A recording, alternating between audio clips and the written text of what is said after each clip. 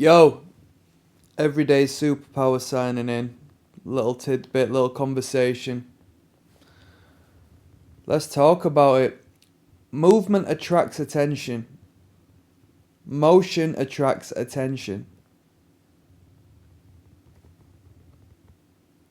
Down to the survival mechanism we have in our brain to ensure that we stay alive, we take the utmost priority and focus in paying attention subconsciously and potentially consciously to motion and movement. When one is threatened, the first response is to freeze, because in that frozen state, you don't attract the attention of potential predators, okay? So that thought you have in your mind of leaving the keys at home and you freeze momentarily before you head back to go and grab your keys, that is the same effect as your primitive ancestor freezing in spot in the face of a predator. It's also the same exact response you would experience whilst in the jungle and seeing a tiger before you, okay? Nothing has changed. You still possess the same brain. There has been developments, evolution to the brain, but the baseline and the foundation and the hardwiring still exists alike the primitive being you once were. So movement attracts attention.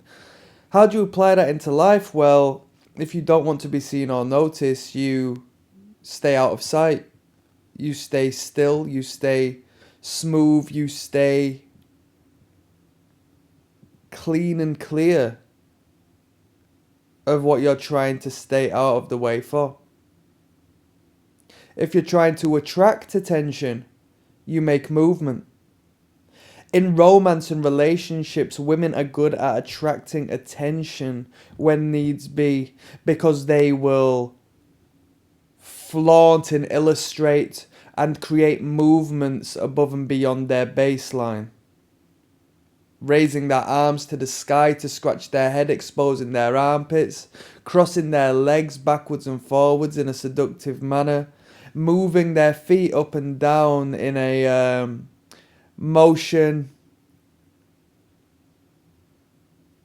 like fishing, throwing the bait out for attention, right? So that's the deal. Movement attracts attention, motion attracts attention.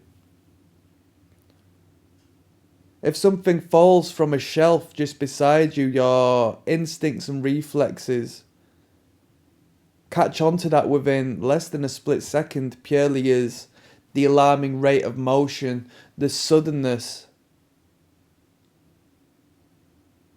springs you into gear. If you can't access the momentum to capture the item that is falling, then you might freeze and brace for impact upon the smashing on the floor. That's the freeze response. The same response you will have when seeing somebody you don't want to see in the supermarket. If you want to blend in, you want to smooth yourself out and move with the crowd. You don't want to go out of your way to move faster. You don't want to go out of your way to be more flamboyant and illustrious than what's going on around you. Social media, the more you post, the more present you will be, the more motion you will have, the more presence, the more speed, the more movement as you start to go down the page in everybody's feed. You see where I'm coming from?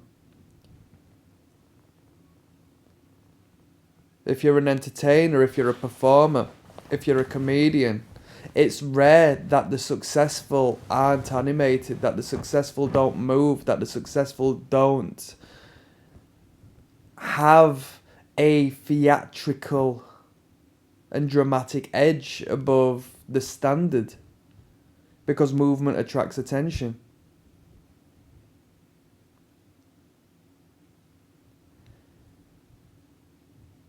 The best football players in the world move fast.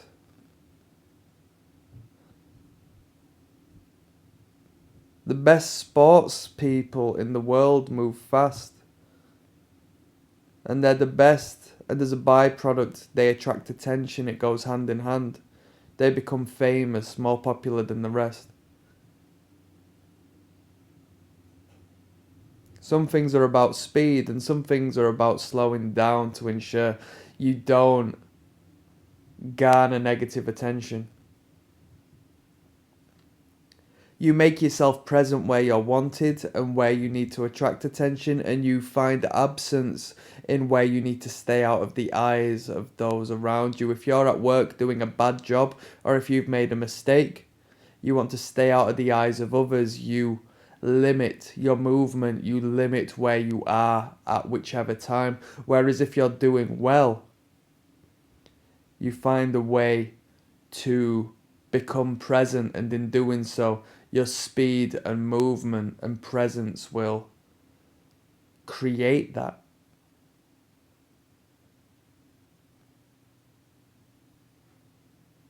We become mesmerizing and hypnotic when we move our hands while speaking, illustrating our fine words, bringing in the attention of those we wish to communicate with, as opposed to our hands in our pockets hiding away, as to where they are going to think, they're going to shoot off in their own state of mind and consider what's up with you and what's wrong with you to be defensive. They will be aware on a subconscious basis. So in attracting that attention, you become a better communicator because you are able to highlight and accentuate the message you wish to get across.